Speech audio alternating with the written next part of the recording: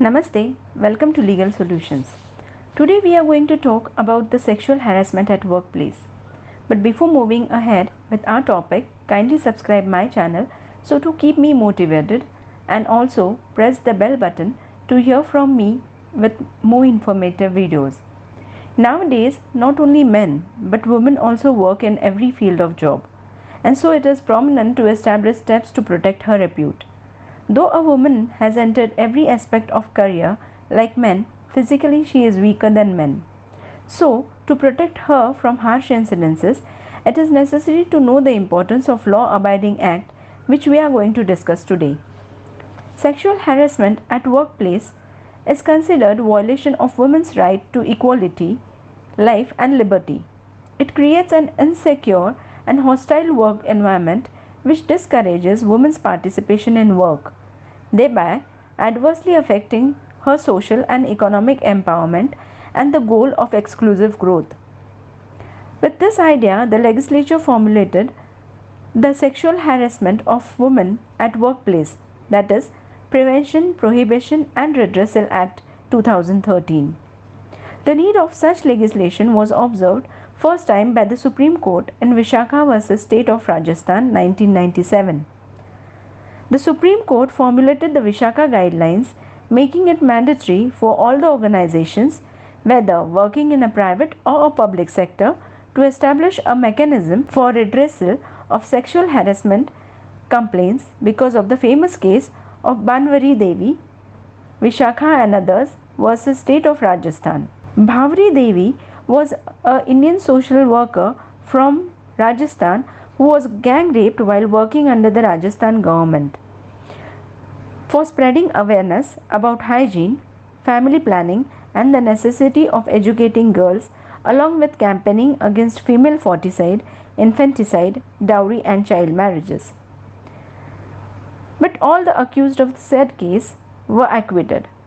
This injustice inspired several women groups and NGOs to file public interest litigation in the Supreme Court under the collective platform of Vishakha.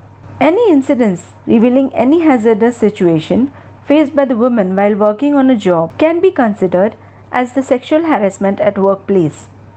It is a duty of an employer to protect the safety of their employees and other people who might be affected by their business. Guidelines were laid down by the Supreme Court under Vishakha vs. State of Rajasthan. Duty to prevent Deter Commission. Under the guidelines laid by the Supreme Court, it is the duty of the employer or other responsible person to identify the acts that constitute sexual harassment, prevent commission of such acts, prohibit acts at the workplace and penalize commission of such acts. It is also the duty of the employer or other responsible person to provide procedure for resolution, settlement or prosecution of any such acts of sexual harassment by taking all the steps required. The necessities under the Vishakha Committee was also laid down, like all workplaces should have an appropriate complaint mechanism with a complaint committee, special counselor or other supportive services. A woman must be the head of the complaint committee and no less than half its members should be women. The committee should include an NGO or an individual family with the issue of the sexual harassment. The complaint procedure must be time bound. Confidentiality must be maintained. Complaint or witnesses should not be experiencing any victimism or discrimination during the process. Now let us see what is sexual harassment. The Act defines sexual harassment as unwelcome acts or behavior, whether directly or by implication, namely physical contact or advances, a demand or request for sexual favors, making sexual colored remarks, showing pornography or any other physical, verbal or non-verbal conduct of sexual nature. Any act of unwelcome and sexual nature shall be considered as sexual harassment. Asking for sex in exchange for a benefit or a favor, degrading words and comments, degrading pictures or objects, making unnecessary physical contact including unwanted touch, calling people sex specific, repeatedly asking for dates, posting or sharing pornographic sexual pictures or cartoons, sexually explicit graffiti or other sexual images, making sexual jokes, bragging about sexual prowess. It is again the employer's responsibility to create a safe and respectful work environment, develop a policy and procedure, promptly and appropriately respond to the issues as they arise, educate managers about their roles and responsibilities. If this happens to any one of you, remember it's not your fault. Talk to someone whom you can trust. Document incidences. Learn about your rights and options for getting the behavior to stop. Know the law under which this can be punished. The Indian Penal Code 1860 has also defined the sexual harassment and related offences and put forth punishments for the same. Section 354A of IPC, that is Indian Penal Code.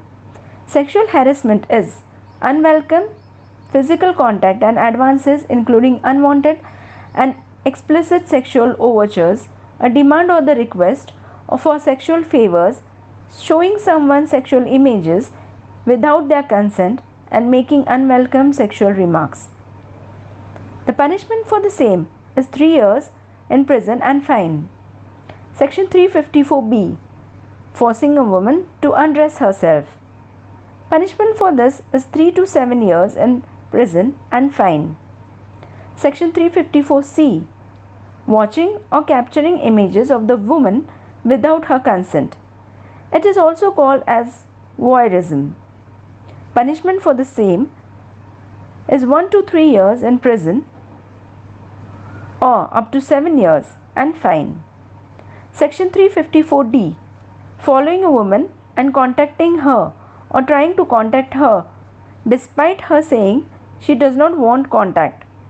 Monitoring a woman using the internet or any other form of electronic communication. It is also said as stalking. The punishment for the same is 3 years in prison and fine. It can be extended to 5 years. The victims of sexual harassment should have the option to seek the transfer. Awareness of the rights of female employees in this regard should be created, in particular by prominently suitably notifications of the guidelines. As per the current regime, employers with 10 or more employees are required to constitute an internal complaint committee, conduct training and awareness sessions. So friends, hope you have understood the glimpse behind formation of Sexual Harassment of Women at Workplace Act 2013. Hope you have also liked the video. So do like and share it with your friends and family.